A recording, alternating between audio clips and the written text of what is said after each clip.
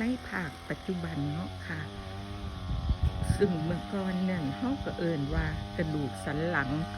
ของชาติเนาะค่ะเพราะว่าประเทศไทยเฮาเป็นประเทศที่ทำการเกษตรค่ะปลูกข้าวหลายที่สุดแล้วข้าวของเฮาก็เป็นข้าวที่งามที่สุดดีที่สุดเนาะทาง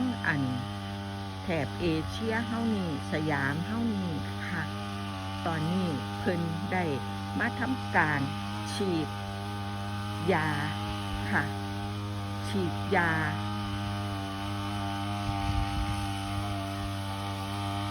ค่ะขามาลงขาแมลงพร้อมบ่